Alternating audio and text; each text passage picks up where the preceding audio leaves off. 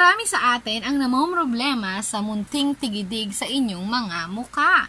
So, ano nga ba yung ginagamit ko para mabawasan ang mga nangingitim-ngitim na tigidig-tigidig na iyan?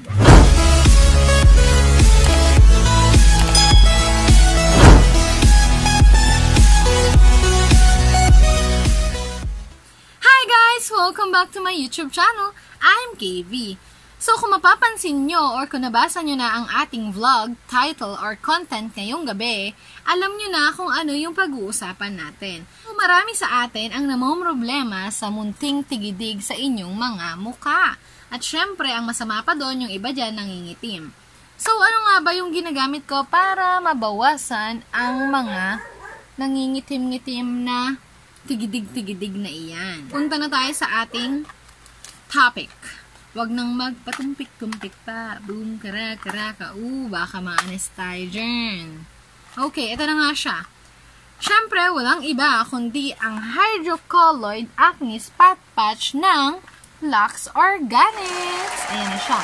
So, meron tayong dalawang boxes. Yung isa, pang daytime, and yung isa naman is pang nighttime. Unahin natin siyempre si daytime kasi ito yung madalas or nauunang nagagamit natin. Okay. So, Lux Organics Hydrocolloid Acne Spot Patch, daytime with UV protection. So, syempre, daytime, kailangan talaga niyan may UV protection kasi nga, syempre, dito sa Pilipinas, yung sikat ng araw or yung init niya talagang grabe. Yung parang nanunuot na sa balat mo yung...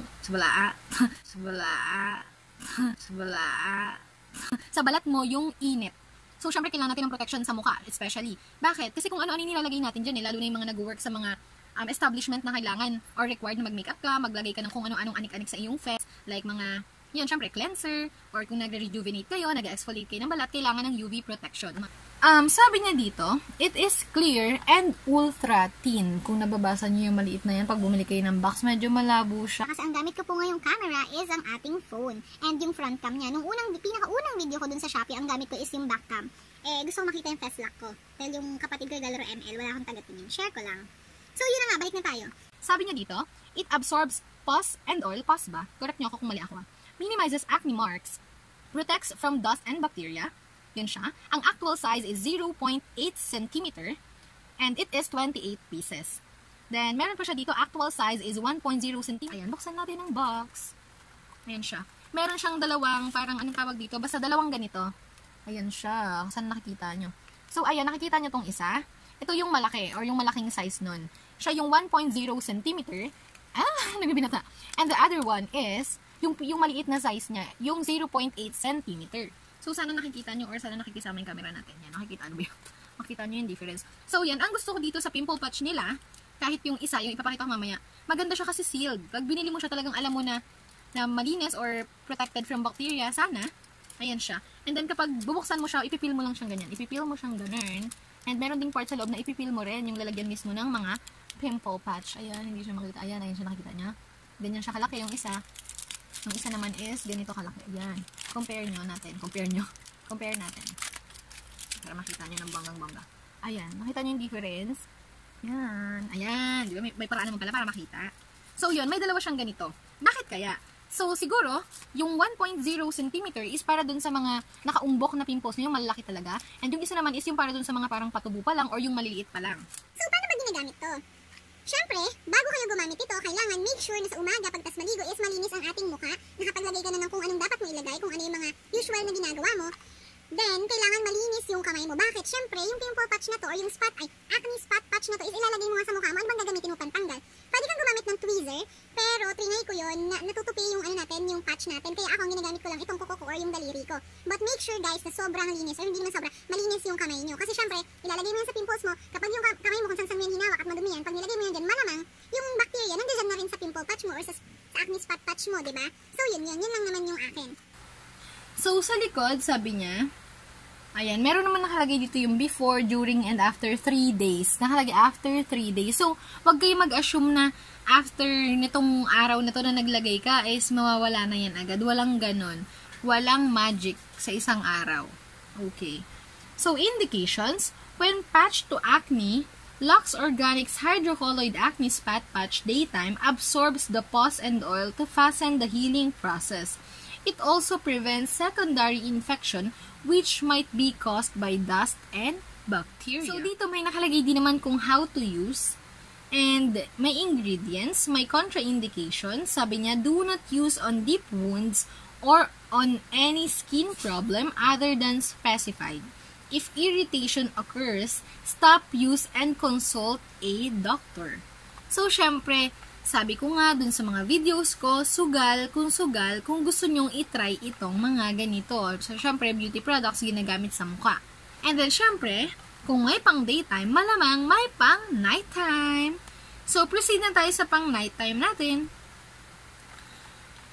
Ayan. Katulad ng pang daytime natin, si pang nighttime is meron ding 48 patches. Ayan. Syempre, same yung title. Same yung parang branding niya dito or yung kanyang name. Sige na nga, title na, ganun. So, si nighttime, sabi niya, bevel sheet. Paano ba yung bevel sheet? Kita hindi ko nga alam yun. Hindi. Pero mapapansin niyo siya mamaya, diba sabi niya dito, ito si Clear Ultra Thin. Mamaya sasabihin ko yung difference ng dalawa. So, si pang nighttime, sabi niya, increase pus and oil absorption, reduces inflammation, waterproof and strong adhesion or adhesion. Ano ba? Ano bang gusto nyo? Bahala na kayo. And ang actual size niya is 1.2 cm. Kung mapapansin nyo or kung narinig nyo, natandaan nyo sinabi ko kanina, yung dalawa is 0.8 and 1.0 cm, while this one is 1.2 cm. Mas malaki ng bahagya.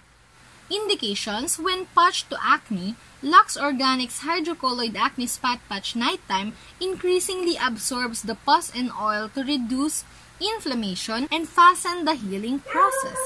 Okay, yung aso po, kasabay. So yan, sa likod nito, magkaiba sila. Kung ito kanina, ipopost ko kung ano yung nakalagay dito. Ito naman, waterproof and strong adhesion. How to use, syempre, easy peel, and then ingredients, and then may contraindications. So, same ng contraindications, guys. Okay, easy peel. So, ito di ba wala nakalagay ng easy peel? Bakit? Kasi ito, talagang tutuklapin mo siya from yung lalagyan. While this one naman, easy peel, bakit? Kung nakikita nyo yung picture na ito, mamaya papakita ko sa inyo yung actual. Ito na lang. Pakita ko na pala ngayon. Ayan. So, di ba 48, ano rin to? 48 patches. So, ito siya, ganito siya. Ito na lang natira, 4 na lang. So, sa bawat patches, merong 4 na, patches, sa bawat lalagyan, may 4 na patch. So, ayan. Sana nakikita ninyo. Ayan siya, ayan yung mga ano na yan. Buksan natin para makita nyo yung sinasabing easy peel. Bubuksan nyo siyang ganyan, o diba? Napakalinis nila. Kaya talagang go girl, bili ka na, gana. So, eto siya, guys. Ayan, hindi ko masyadong hawakan, no? Kasi gamitin ko ire. Ayan. Tadan! Parang yung ano, yung sa LED light. So, ayan. Easy peel, bakit? Ganito po siya. Ipipil mo siyang ganyan. At bang! Madali mo makukuha yung patch na ilalagay mo sa iyong face. Balik natin. Ayan. Ganun po siya. Balik natin na. Gamitin ko yung lighter. So, ayan. So, kung hindi ko nabanggit kanina, gamit-gamit ko ngayon yung pang daytime. Ayan siya. Ayan. Sana nakikita nyo. Pati nasa noo ko. Ayan. Sa kabila, wala. Yan po. Gamit ko yung pang daytime. At, eto na nga. Magpo-proceed na tayo sa kanilang differences. What's the difference between this one and this one? So, nabanggit ko kanina, ang kanilang sizes, syempre. And at the same time, malamang yung pang nighttime and daytime, di ba? And then, next is yung ultra thin ito. And this one is bevel sheet. So, bakit nga ba ultra? Bakit nga ba ultra? Bakit nga ba Bakit nga ba ultra thin itong pang daytime? So, siguro dahil, kaya nga siguro, ultra thin itong pang daytime is dahil, syempre, daytime, maliwanag yon, lalabas ka, papasok ka sa trabaho mo, pupunta ka saan, makikipag-date ka, makikipaggalaan ka sa kabarkada mo, and bang! Gusto mo ba na napapansin nila na may nakadikit na something dyan sa iyong mukha? Syempre, hindi.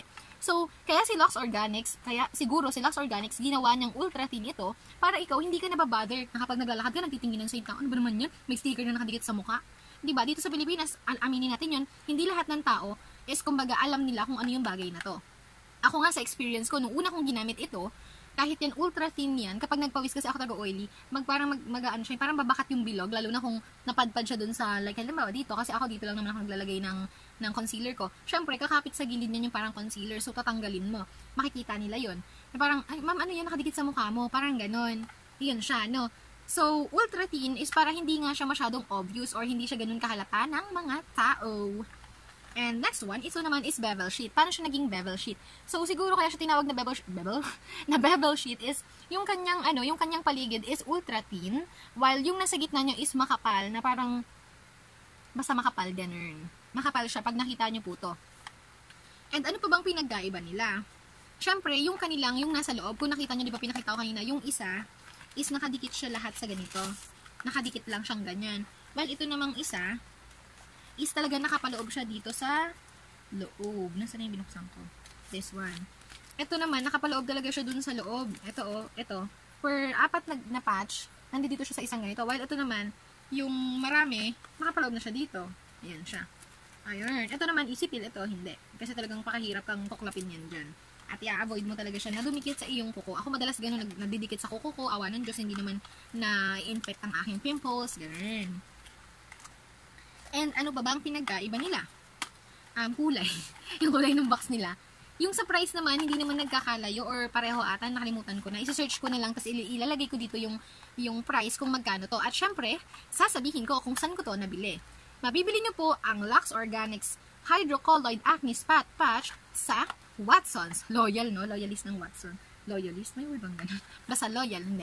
Ayun nga, mabibili nyo to sa Watsons or sa mga store kung saan may mga nagtitinda ng beauty products or mga ganito, mga brand Lux Organics.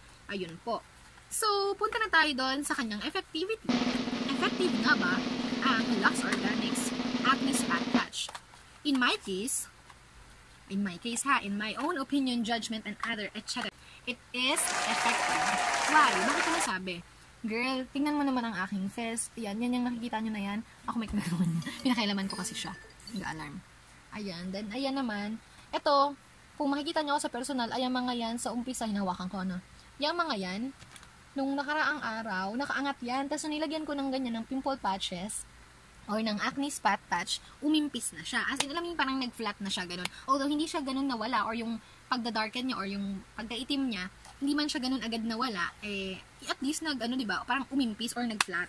Ayun. So, effective siya, guys. Promise, i-try nyo. Hindi pala promise. Ay, by the way, disclaimer, hindi po ito sponsored. Makikita nyo naman sa aking subscribers, diba? So, hindi po ito sponsored. Ito'y pawang opinion ko lamang at gusto ko lamang mag-share. Siyempre, diba, ayoko naman na kayo na-frustrate. Ano ba gagawin ko dito? Hindi na ako iniwala ng aking pimples. So, yun lang naman. Ngayong gabi, yun lang naman yung ating pag-uusapan. Hanggang sa muli. Sana nakatulong ako. And guys, don't forget to hit like, share, subscribe, and hit the notification bell. Para lagi kayong updated sa aking bagong videos. And bye!